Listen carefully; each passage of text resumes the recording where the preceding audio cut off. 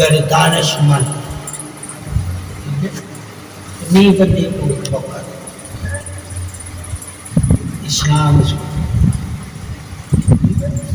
تو نے ایک پارا پڑھ لیا، ایک بندہ ہے اس نے نہیں پڑھا، اس کو اس پارے کی جگہ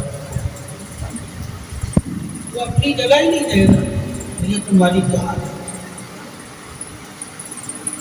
موقع دینا اسلام، ہم اسلام میں لوگوں کو موقع نہیں دیتے، کیا نہیں دیتے آگے بڑھنے کا، کیا اس لیے اسلام پھیلے۔ جو سچے سرمست اپنی کے بالکل قریب بیٹھتے ہیں، کیا تو بندہ ہے اس کو آگے کر دیا، کوئی اور آیا اس سے آگے کر دیا تھوڑا سا، یہاں تک لوگوں کا جب رش ہو جاتا تھا تو آپ لوگوں کے جوتے پہ بیٹھے ہوتے تھے، جوتے سیدھے کر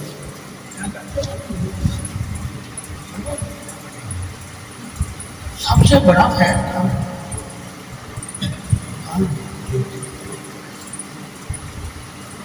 سب سے بڑا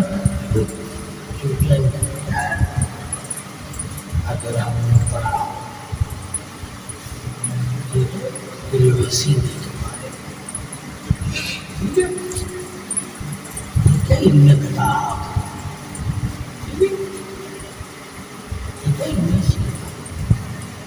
وہ جوتے سے روشن، آپ صلی اللہ علیہ وآلہ وسلم کے صحابہ نے یہ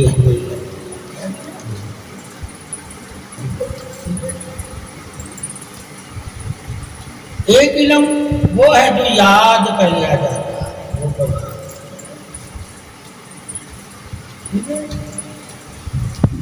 وہ بھی صحابہ سے ملا۔ ایک علم وہ ہے جسے یاد نہیں کرنا، وقت کے ساتھ اللہ خود ہی تمہارے دل میں بات ڈالے فیصلہ کرنے کی تمہیں آسانی نہیں، اس کو علم بخشش کہتے ہیں۔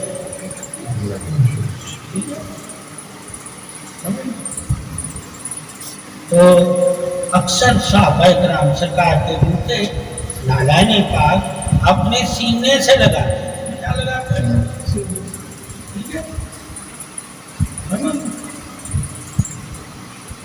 سر پہ جو آج رکھتے ہیں وہ بھی کیا پلاسٹک شبیہ، جس کو جائز نہیں ہم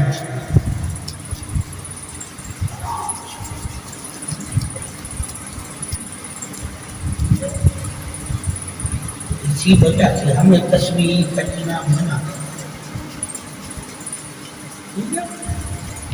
یہ تصویر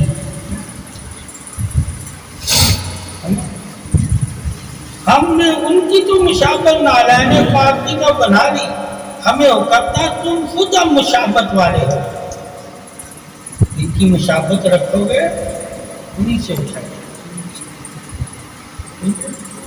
اب وہ نالائن پاک ہمیں کیا درس دے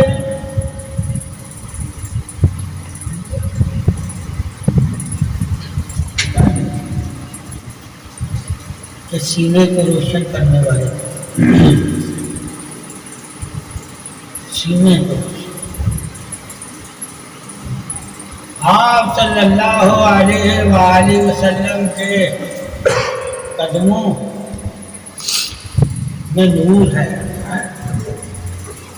جو اس راستے پہ چلتا ہے اللہ اسے بھی نور آتا ہے۔ یہ نالائن پاک کا مطلب کیا ہے؟ نور بالا بننا۔ اگر آپ صلی اللہ علیہ وآلہ وسلم کی نالائن پاک کی عظمت اور تعریف بیان کی جاتی ہے تو کیوں بیان کی جاتی ہے؟ کہ وہ آپ صلی اللہ علیہ وسلم کے جسم سے معصوم، بس اس وجہ سے مسلمان اس کی تعریف کرتا ہے۔ اب یہ جو تم لوگ مشابہت اختیار کی نالائن، یہ ان کے جسم سے مس ہوئی ہے؟ تو پھر جہالت ہے نا. ٹھیک ہے, علم ہونے کے باوجود ہم اگر جہالت کو اختیار کر لیتے ہیں اپنی محبت کو ثابت رکھنے کی, ٹھیک ہے جی, ہم محبت, تو محبت تو اوریجنل ہونی چاہیے نا, سچی. تو اسی نالائن پاک سے محبت کرنا جو نبی کے جسم سے لگی ہو, اور جو نبی کے جسم سے لگی ہوئی ہے, کارخانوں میں تیار ہوئی ہے, وہ کاروبار ہے. وہ نالائن کا نقشہ ضرور ہے مگر اس میں نبی کے جسم کا کوئی حصہ ٹچ نہیں ہوا, وہ برکت والی نہیں ہے. اللہ نے آپ صلی اللہ علیہ وسلم کے جسم کو اتنی عظمت, فضیلت, نور عطا کیا ہے کہ جس چیز کو نبی کا جسم یا نہ اپنے قدم نبی کے چھو لیتے ہیں وہ چیز میں نور پیدا ہو جاتا ہے, اور پھر وہ روح زمین پر سب سے افضل ہوتی ہے, چاہے وہ مٹی ہی کیوں نہ ہو. ٹھیک ہے, وہ دوسری زمین والی مٹی پہ فخر کرتی ہے کہ میں جنتی ہوں, میں نوری ہوں.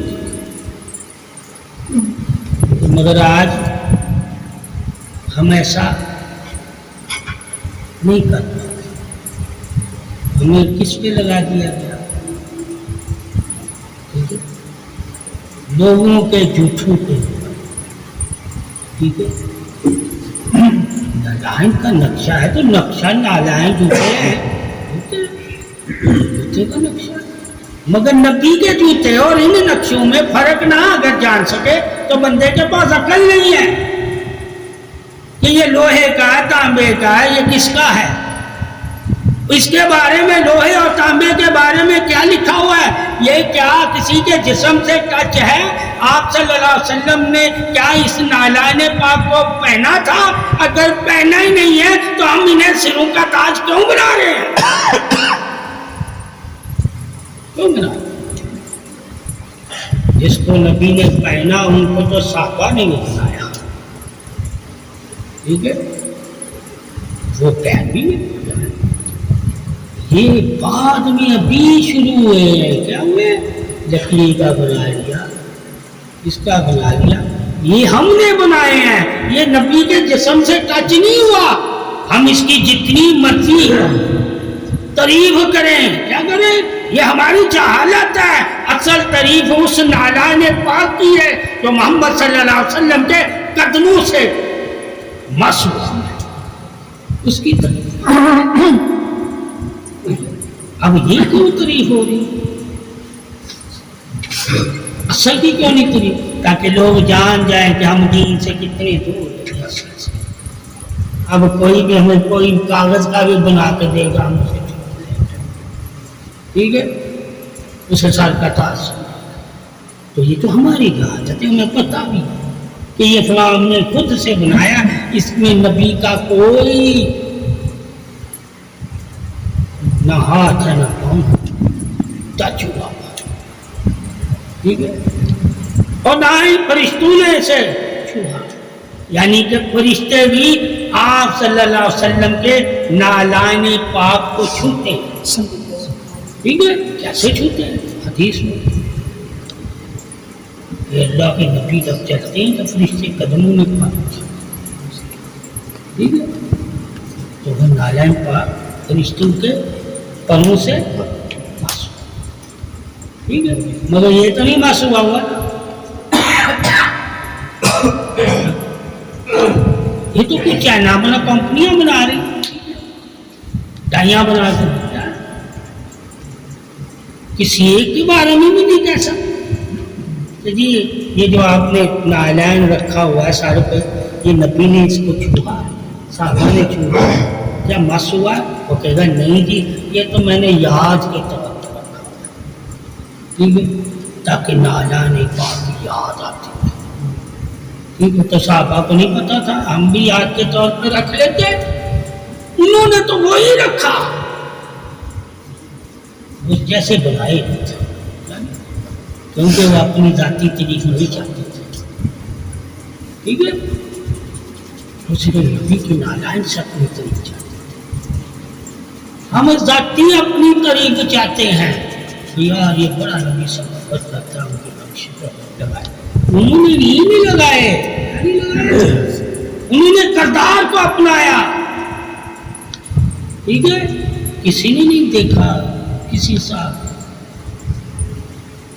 ٹھیک ہے، کہ وہ نالائن پاک سرکار کا لے کر بیٹھا ہو، لوگ اس کے تعریف کرتے ہیں۔ آج تم یہاں ٹوپیوں پہ بھی تعریف نبی کی ہو رہی ہے، اور پوچھا جائے یہ نالائن پاک ربڑ سے ہے، پلاسٹک سے ہے، لکڑی سے ہے، اس سے ہے، بے شک نقشہ وہی ہے، ٹھیک ہے، تو پھر نقشہ اگر وہی ہے تو انسان کو بھی اتنی عزت ہو نا، نبی نے کہا مثلو بشر، میں بھی انسان ہوں، تو پھر اس کے بھی نالائن پوچھوں نا، وہاں پہ عادتیں نہیں، وہ اللہ کے نبی نے عزت انسان کو دی، محمد کو دی، وہ عزت بھی دی۔ اگر سرکار کے نالائن پاک کا نقش بنا کر اپنی طرف سے تم اس کے عزت دے رہے ہو، تو جسے اللہ نے بنایا اپنی طرف سے انسان اس کی پھر عزت وہ نبی سے پوچھو، آپ صلی اللہ علیہ وسلم فرمایا اس کی عزت اتنی ہے کہ جیسے تو نے میری عزت کی، کیا کی میری عزت کی، کسی بوڑھے کی عزت کی،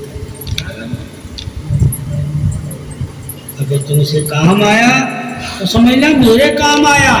اب اللہ تعالیٰ کی عظمت بھی یہی، اگر مومن کے کام آتے ہو تو یقین کر لینا تم اللہ رسول کے کام آ رہے ہو، دین کے کام آتے ہو تو یقین کرنا اللہ رسول کے دین کے کام آ رہے ہو۔ یہ عظمت دے دی اللہ نے، کیوں دی؟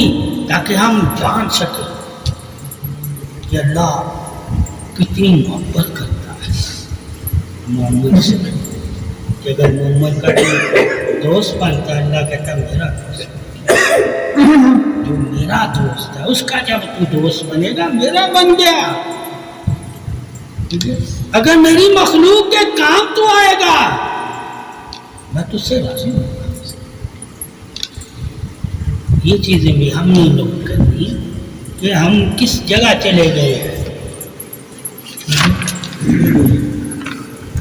کہ ہم چھبیاں تو بنا لی ہم مگر کردار، ہم نے چھبی تو اب اپنی زندگی میں اسے سر کا تاج بنا لیا، مگر دین میں سرکشی کر دیا، دین کو سر کا تاج نہیں سکتا، لیکن شبھی نہیں سکتا۔ اس وجہ سے کہ اگر نالائن پاک سے کوئی محبت کرتا ہے تو وہ اصل ہی جو نالائن پاک ہے محبت اسی کی ہے، یہ جو نالائن پاک بنتا ہے یہ محبت میں لوگوں نے بنا کر ریاکاری کرتی، ٹھیک ہے۔ اللہ کے نبی اور صحابہ کی عظمت شان حق یہ ہے کہ وہ اصل نالائن پاک سے محبت کرتے ہیں، کسی نے اس جیسا اپنے گھر نہیں اپنے ہاتھ سے بنایا اور لوگوں کو کہا یہ نالائن پاک ہے، ٹھیک ہے۔ آج ہر کوئی اپنے گھر سے آگ بنا رہا ہے، کیا بنا رہا ہے، اور گھر لگا دیتا برکت کے لیے، کیا ہے، اور کہتا جی نالائن پاک کا نقش ہے، کیا ہے، تجھے نقش بنانے کی شرع میں اجازت ہے، ٹھیک ہے، کوئی اجازت نہیں، یہ باہر میں چلے نقش نگار، اللہ کے نبی نے تو پسند ہی نہیں کیا نقش نگاری کو، پسند ہی نہیں، یہاں تک حضرت عائشہ صدیقہ رضی اللہ تعالیٰ نے ان کو نقش نگاری یعنی کہ تکیہ بنا کر دیا، اس پہ ٹھیک ہے پھول بنائے خوبصورت، آپ نے پسند ہی نہیں کیا کہ یہ دنیا کی رغبت کے لیے ہے، کیا ہے ٹھیک ہے، یہ دنیا کی طرف کھینچے گا اور اس کی وجہ سے انسان کا دل دنیا کی طرف کھینچے گا۔ آج وہی نقش نگاریاں مسجدوں میں چل رہی ہیں، یہ ساری خوبصورتی کے بارے میں حدیث میں یہ جتنی دنیا کی خوبصورتی ہے یہ گمراہی کے لیے ہے، دین سے دوری کے لیے ہے، ٹھیک ہے۔ یہ نقش نگاری جتنی اس سے لوگ اپنی تعریف چاہیں گے۔ اللہ کہتا ہے میری نشانیوں میں دیکھ کے تعریف کرنا، کیا کرنا؟ یہ اللہ کی نشانیاں نہیں ہیں، یہ لوگوں نے اپنی نشانیاں بنائی کہ لوگ ہمیں بھی تعریف والا کہیں کہ یا فلاں بندے نے بڑا اچھی نقش نگاری کی۔ اللہ کہتا ہے میری بنی ہوئی چیزوں کی تعریف کرو تو میرے قریب ہو جاؤ گے، اور بندوں کی بنی ہوئی چیزوں کی تعریف کرو گے تو بندے کی تعریف۔ اللہ بھی خریدتا ہے، بندہ بھی خریدتا ہے۔ اللہ اپنی بنی ہوئی چیزوں سے تمہیں خرید رہا ہے کہ میرے ہو تم، بندے اپنی بنا کے چیزیں اس کی ایڈمٹ کرتے ہیں، تمہیں خریدتے ہیں کہ میرا مال اچھا ہے، ٹھیک ہے۔ دونوں کا بکتا ہے، کیا دونوں کی کیا؟ تو یہ نقش بکتا ہے، نالائن پاک بکتا نہیں ہے، بس یہ فرق ہے، ٹھیک ہے۔ اس کی کوئی قیمت لگا ہی نہیں سکتا تو خریدے گا کون سے؟ نقشہ بنا کر بیچا جاتا ہے، مگر اوریجنل جو ہے آپ صلی اللہ علیہ وسلم کے قدموں سے جو لگا ہوگا نالائن پاک، اسے کوئی نہیں۔ کاروبار کے طور پہ اس کو وسعت دی گئی، کیا کاروبار تاکہ لوگوں کا روزگار، کیوں آج کل لوگوں کا روزگار ہی ناموں پہ چلتا ہے، ٹھیک ہے، ناموں پہ چلتا ہے۔ پہلے ضرورت تھی روزگار تو لوگ اپنے حساب سے، اب اپنے حساب سے لوگ چیز نہیں خریدیں گے، کمپنیوں کے ناموں کے حساب سے خریدتے ہیں۔ لوگوں کے ذہن بن گئے، کیا بن گئے؟ کپڑا وہی کپڑا ہی ہے مگر برانڈ کس کا ہے؟ تو ثابت ہوا برانڈ والے نے اپنا ذاتی نام رکھے تھے، اب ذاتی نام بیچتے ہیں، کیا؟ اسی طرح مولوی بھی اپنا ذاتی نام بیچتے ہیں۔ دین اس کے پاس وہی ہے، وہ نہیں بیچ رہا، اپنا نام بیچ رہا، ٹھیک ہے۔ تو لوگ پھر کہتے ہیں فلاں عالم کو بلاؤ تقریر میں، اچھا کہ تقریر اس نے دین کی کرنی ہے مگر نام عالم کا، تو یہاں پھر عالموں کے نام بکتے ہیں، ان کی تقریریں نہیں بکتی۔ تقریر تو اس نے وہی دین کے حساب سے ہی کرنی ہے مگر نام اس کا مشہور ہو گیا، پھر وہ بکتے۔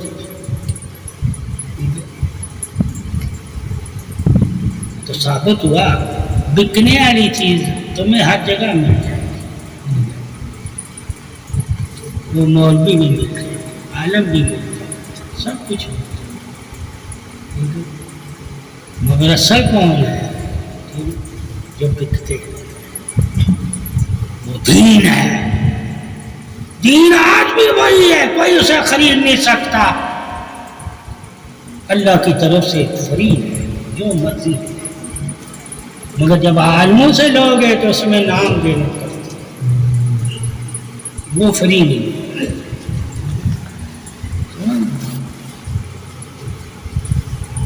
دین تو تیرے گھر میں موجود ہے، عالم وہ تیرے گھر میں نہیں ہے نا، تو دین عالم سے لینا چاہتا ہے تاکہ چند لوگ تجھے بھی جان جائیں کہ فلاں گھر میں فلاں عالم بلایا گیا تھا، تو وہ تیرے گھر میں لوگ جوک در جوک اس کے نام کی وجہ سے آئیں گے، کوئی دین کی وجہ سے نہیں آیا۔ دین تو بھی اسے سکھا سکتا، تیرے سے کوئی نہیں سیکھے، کیونکہ تیرا نام لوگ دین کو نہیں دیکھ رہے. کیا نہیں دیکھ رہے؟ عالموں اور پیروں کے نام دیکھتے ہیں کہ اس کا زیادہ لوگ فالوور ہیں. اور کس کے آنے سے زیادہ لوگ آئیں گے؟ لوگوں کی وجہ سے اس کو بلایا جا رہا ہے کہ زیادہ لوگ آئیں. ٹھیک ہے؟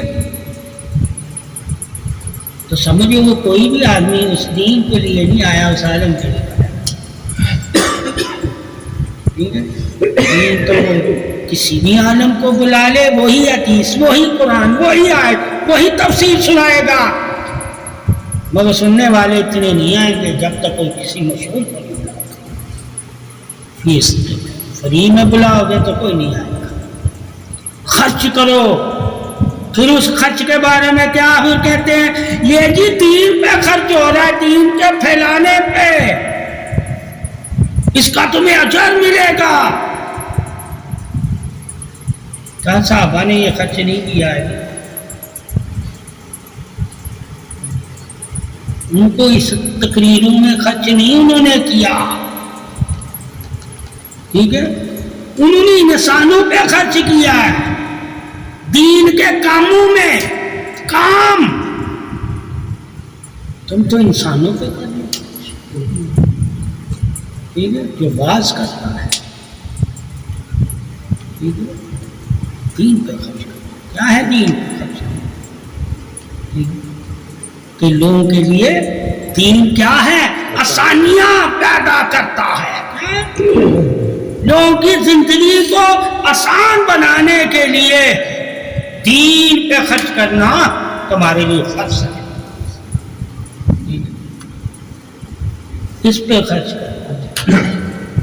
تو عالم کی زندگی کو آسان بنانے کے لیے خرچ کرے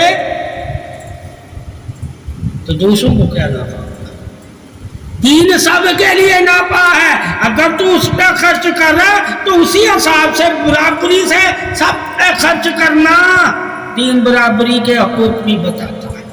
ایک تو 50,000 دے رہا ہے، ایک تو پوچھ ہی نہیں رہا، تو تیرا تو عدل وہیں پتہ چل گیا کہ تو عدل نہیں کر سکتا. کیونکہ اس دور میں عدل سے ہی تو لوگ دور جا رہے ہیں. محبت تو ہے سب کے دل، عدل ٹھیک ہے. جب عدل نہ ہو، صرف محبت ہو، تو انسان دھوکے میں ہوتا ہے. عدل تمہاری آنکھ دھوکے سے بچا کے رکھتا ہے. ٹھیک ہے؟ محبت میں ہزاروں لوگ تمہیں دھوکا دیں، مگر تو عدل والا ہوگا نا تو ہزاروں سے دھوکے سے بچے گا. لوگ ڈریں گے دھوکا دینے میں، وہ کہیں گے یار یہ پکڑ کر لے گا. اگر صرف محبت ہی ہوگی، لوگ کہیں گے چھوڑو یار یہ بخشش کر. ٹھیک ہے؟ اس لیے اللہ نے کہا محبت آخر میں، پہلے میں عدل کروں گا، آخر میں محبت ظاہر کروں گا. آخر میں تاکہ پتہ چل جائے میرے عدل سے کون راضی ہوتا ہے.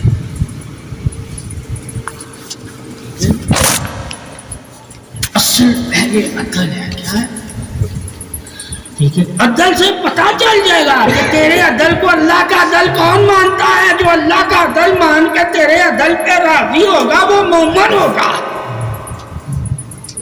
اور محبت تو جانور میں بھی پائی جاتی ہے، محبت تو کافر میں بھی پائی جاتی ہے، مگر وہ عدل کو اللہ کا عدل نہیں سمجھے گا. محبت ہر جگہ تھی، عدل نہیں. اس لیے حدیث پاک میں مومن دھوکا کیوں کھا محبت کی وجہ سے. اور عدل میں آ جائے، عدل میں آ جائے تو ایک سراغ سے دوبارہ رسائی. ٹھیک ہے؟ اور محبت میں آ جائے تو بار بار یہ دھوکا کھا لے گا. ٹھیک ہے؟ بار یہ مومن کی تعریف ہے کہ وہ دل اس کا نرم ہوتا ہے. ٹھیک ہے؟ تو کوئی بھی اس کے پاس اگر مکر کر کے بھی جھوٹ بول کے بھی کوئی چیز مانگے گا تو اسے دے دے گا سچ، ٹھیک ہے؟ اتنا وہ رحم دل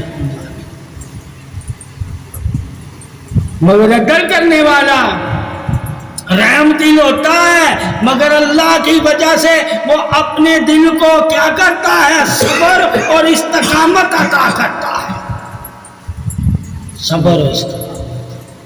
ہم محبت سے کام نہیں لے رہا، صبر استقامت، اس لیے اسے فیصلہ کرنا پڑتا ہے۔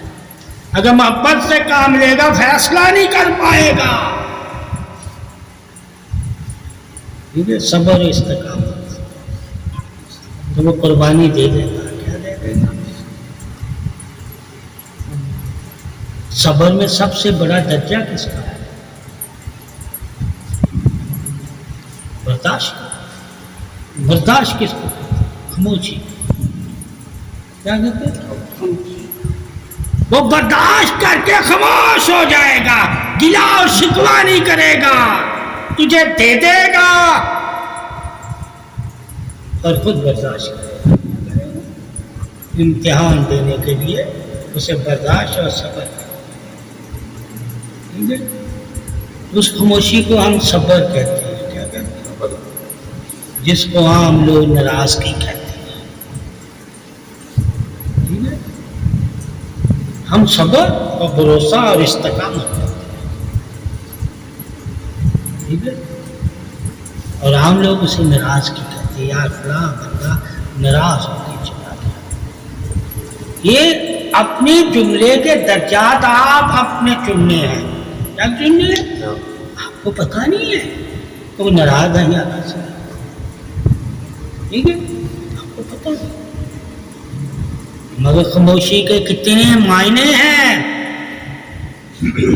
اب آپ کو خاموشی کے معنی کے بھی معلومات ہونی چاہیے۔ آپ اس میں کون سا معنی نکالتے ہیں یہ آپ پہ چھوڑ دیا، ٹھیک ہے؟ ناراضگی بھی اس کا معنی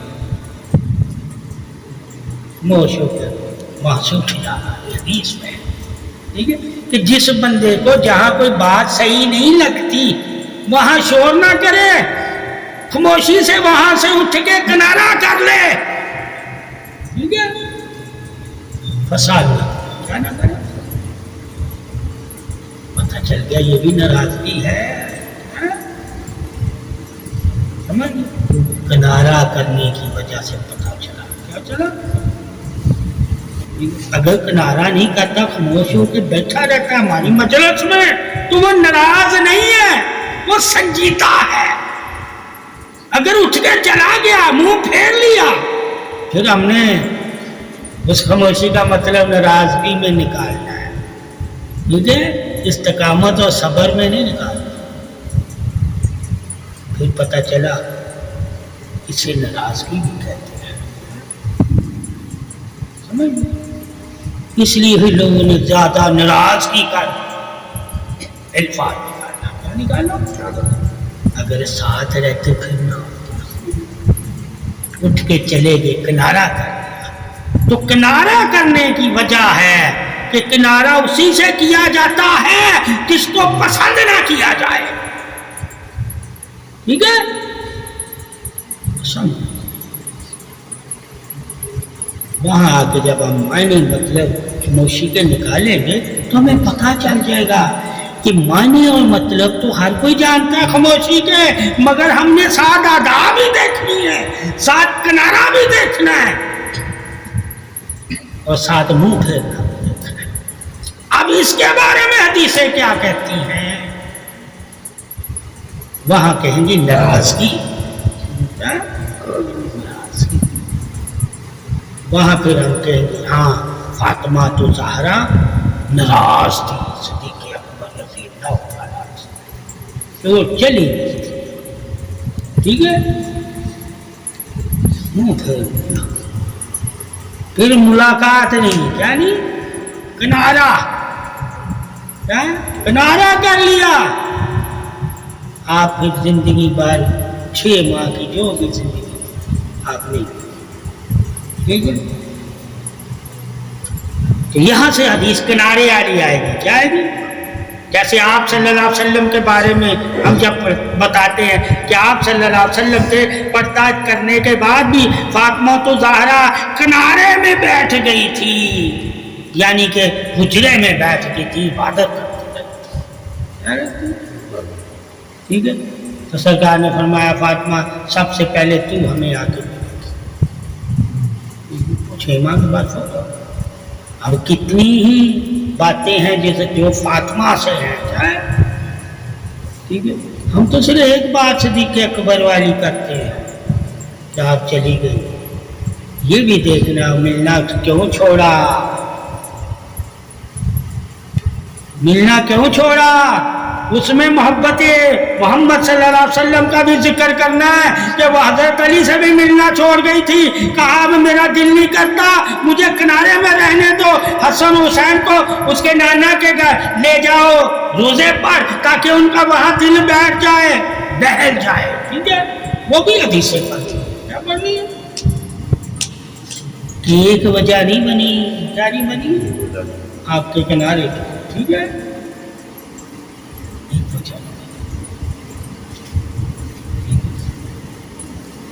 تو آپ وہ حجرے میں بیٹھ کے عبادت کرتے ہیں.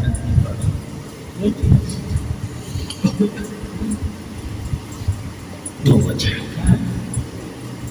ایک نبی کا دنیا سے جانا کی وجہ سے بھی فاطمہ تو زہرا حجرے میں عبادت کرنے لگے کنارے. اور ایک وجہ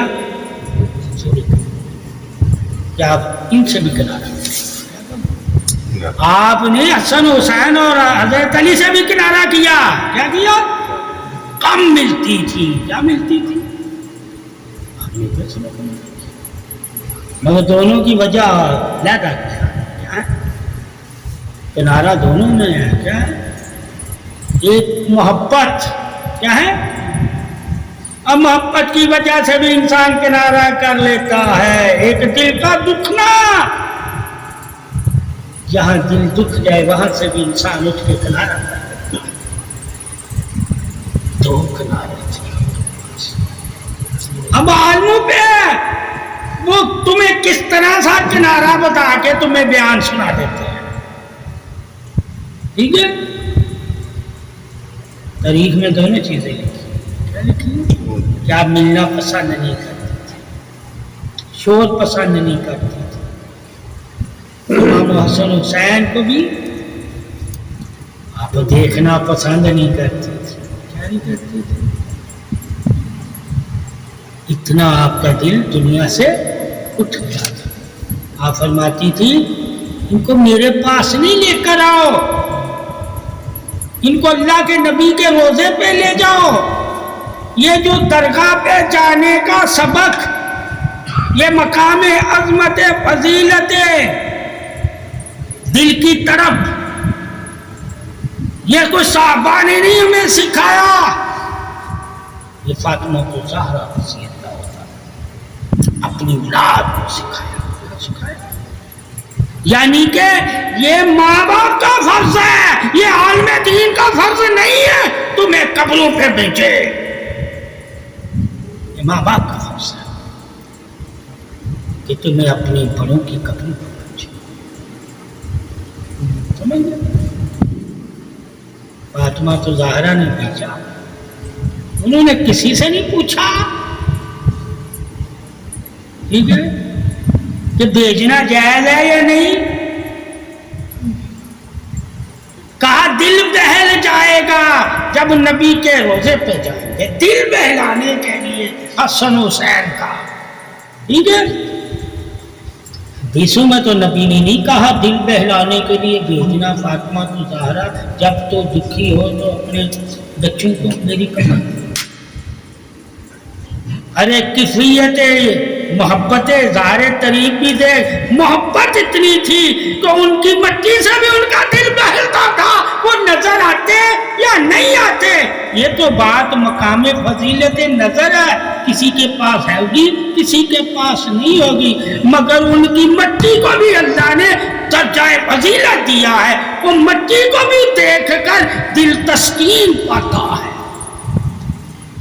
اس لیے روزے کا دیدار کرنے لوگ چلتے ہیں کہ مٹی مگر مٹی کے بارے میں دیکھو، اگر محبت ہوگی تمہیں تو وہ مٹی بھی تیرے دل کی راحت ہوگی۔ جیسے کہ نالان پاک سے تم محبت کرتے ہو، ٹھیک ہے، تو کس کا بنا ہوا ہے؟ پلاسٹک کا بھی بنا ہو تو دل پہ لگا کے سکون لے گا۔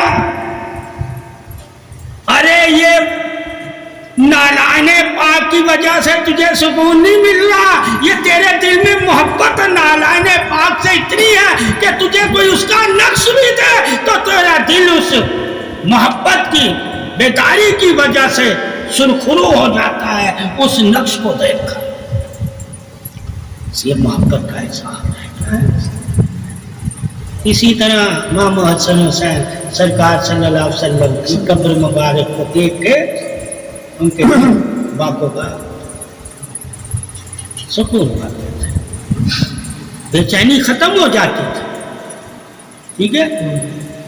تو بے چینی کس کو ہوتی ہے؟ جس کے ساتھ انسان کا دل لگا ہو، جب وہ نظر نہ آئے تو بے چین ہو جاتا ہے، اور جب وہ بے چین ہوتا ہے تو حدیث کیا کہتی ہے؟ راحت کیسے ملے گی؟ کہا اس کی قبر پہ چلا جا کہ تجھے راحت مل جائے۔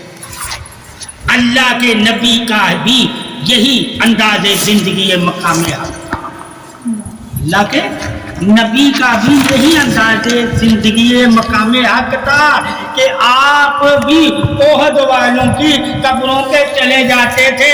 جب آپ کا دل بے چین ہوتا تھا تو وہاں چلے جاتے تھے تو آپ فرماتے تھے میرے دل کو سکون ملتا ہے۔ کیا ملتا ہے؟ سکون۔ عبادت بھی دل کا سکون دیتی ہے، محبت بھی دل کا سکون۔ اب ایک عبادت کی وجہ سے اللہ کہتا ہے ذکر کی وجہ سے تو نے سکون پایا، ایک کہتا محبت کے سکون نہیں بتانا کہ جس سے تمہیں محبت ہوتی ہے اس کو دیکھ کے بھی، اس کی چیز کو چھو کے بھی، اس کو محسوس کر کے بھی، اسے یاد کر کے بھی، اس کی خبر سن کے بھی، اس کی تعریف سن کے بھی، اور اس کے جاننے والے سے مل کے بھی تجھے تسکین ملے گی اگر تو اس سے محبت کرتا ہے۔ ٹھیک ہے، محبت کی تسکین بہت وسعت ہے،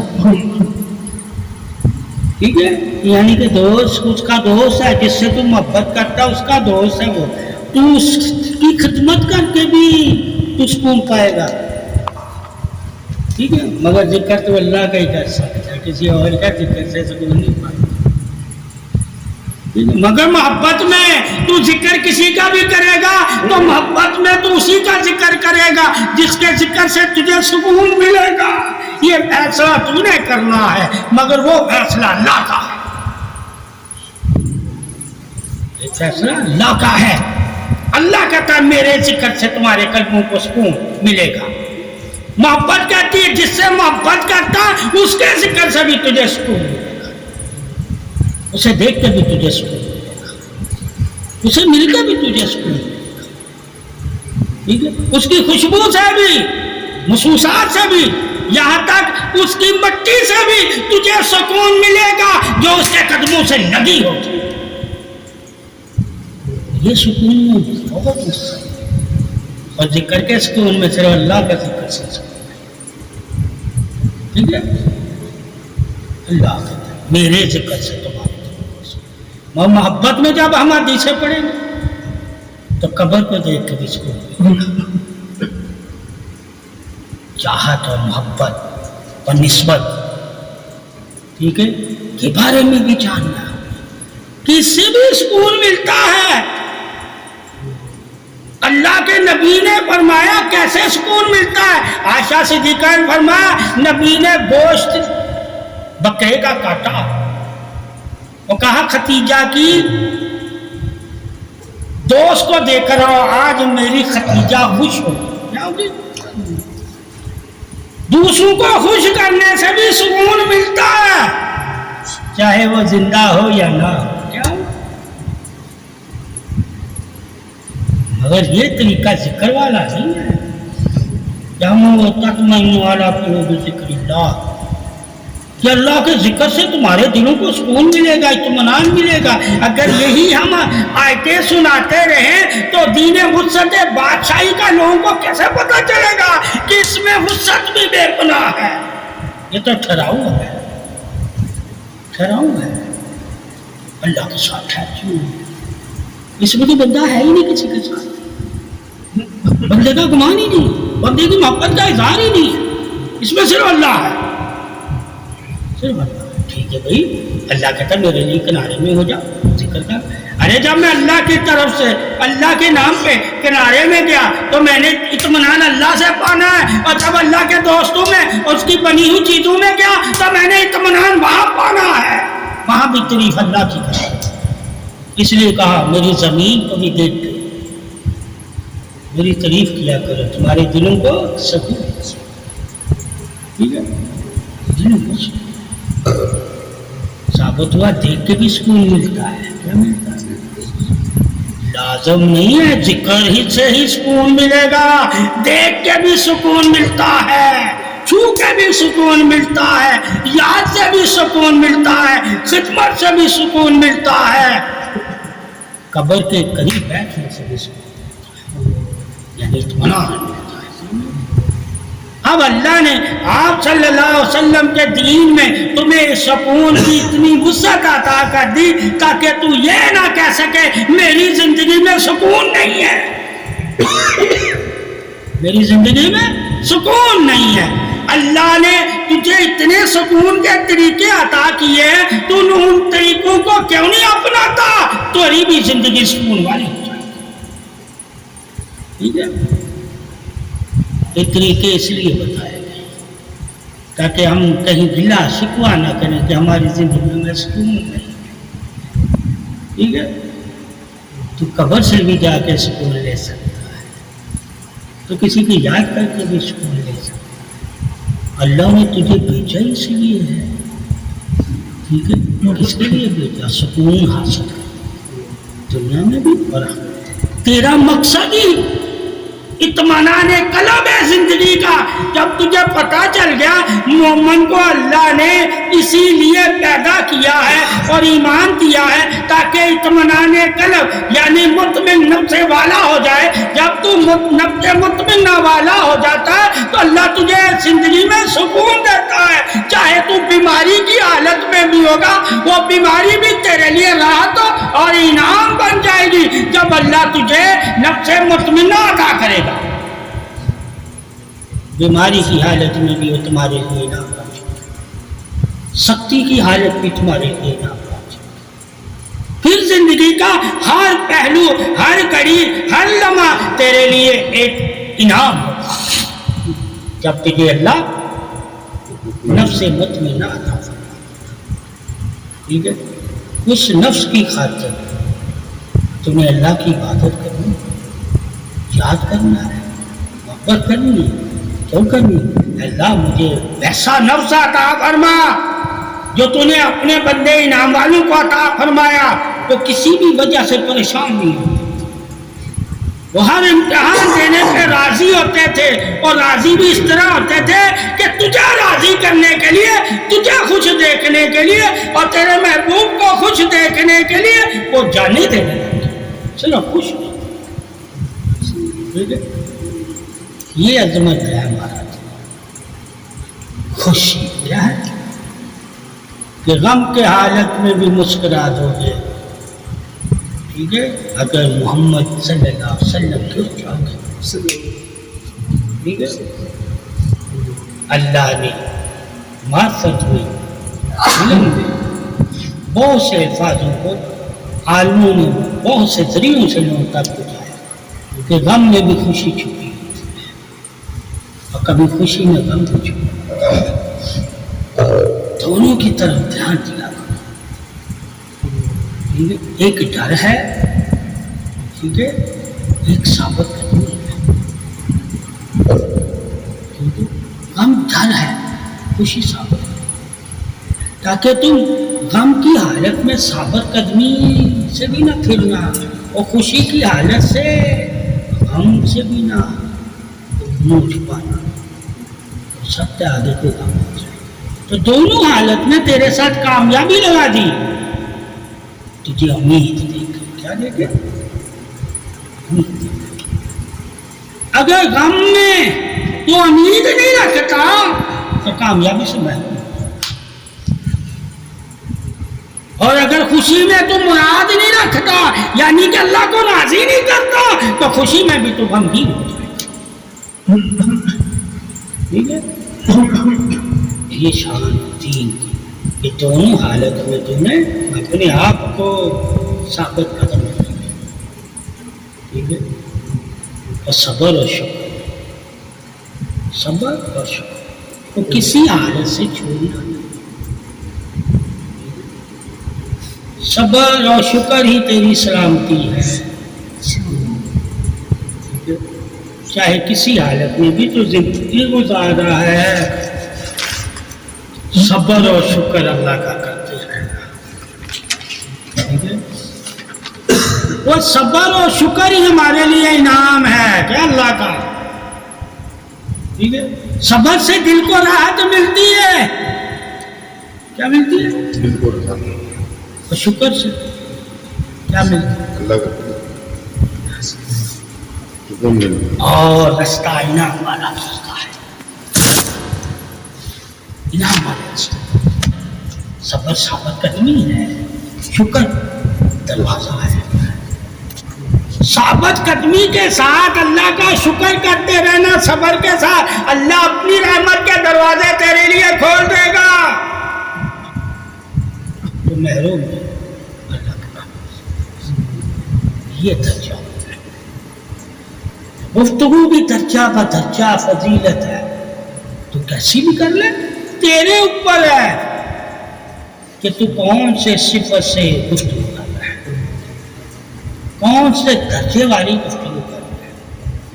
تو توحید والی سے گفتگو کر رہا ہے، تو رزق والی گفتگو کر رہا ہے، تو پاکی والی گفتگو کر رہا ہے، سب اللہ کی گفتگو ہے۔ تو رحمت برکت محبت والی گفتگو کر رہا، تو عدل والی گفتگو کر رہا، تو کرم فضیلت اور شفا والی گفتگو کر رہا، تجھے اجازت ہے، مگر تو عید والی بھی گفتگو کر لینا، کرم والی بھی، بخشش والی بھی، عطا والی بھی۔ تو صرف کہ میں صرف تو عید والی کرتا ہوں، میں اور کسی گفتگو کو نہیں مانتا، ٹھیک ہے، تو علم وسعت والا نہیں، یعنی کہ تو نے علم سے سیر و سیاحت نہیں کی، شہر میں داخل نہیں ہوا کہ شہر میں کیا کیا چیزیں ہیں، جو اس علم کے شہر میں داخل ہوگا اسے پتا ہوگا، ہر چیز کی میں نے علم کے ذریعے تعریف کرنی ہے، اور جو تعریف کے قابل ہے اس کی، جو نہیں قابل اس کی تعریف۔ اب ایک توحید اللہ کی وحدت اور ہے، تعریف اور ہے۔ تعریف تو کہتا ہے میری بنی ہوئی چیزوں کی کرو، مگر مجھے وحدہ لا شریک۔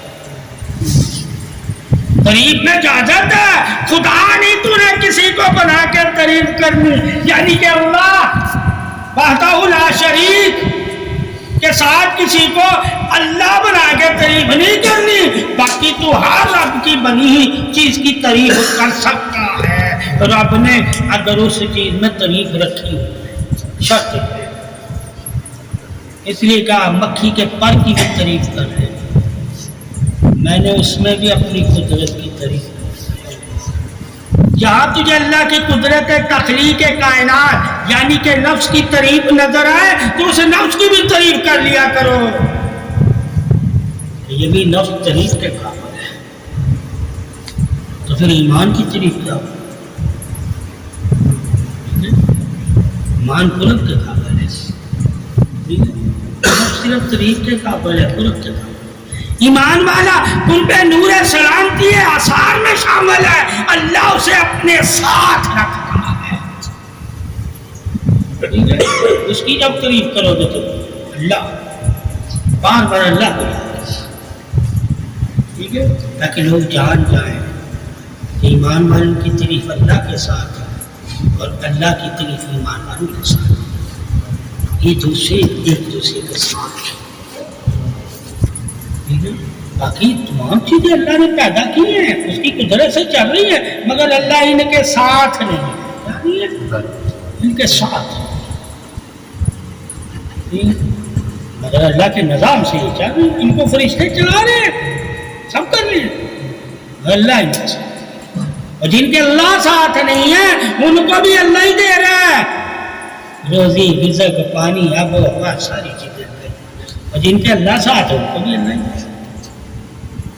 تو اللہ تو دونوں کا دینے میں، مگر ایمان لانے میں مسئلہ محمد ہے، کوئی اس میں ایمان نہیں اور انسان، مگر انسان کو دینے میں اللہ اس کا بھی، انسانوں کو بھی دیتا ہے، جانوروں کو بھی دیتا ہے، دینے میں ہم جائیں گے تو اللہ تو سب کو دے گا، چونٹی کو بھی دے گا، یہاں تک جو اس کے ذکر سے غافل ہے، اس کی عبادت سے غافل ہے، ایمان سے خارج ہے، کافر ہے، اس کو بھی اللہ دے گا، علم بھی دے گا، رزق بھی دے گا، صحت بھی دے گا، شفا بھی دے گا، سب کچھ دے گا۔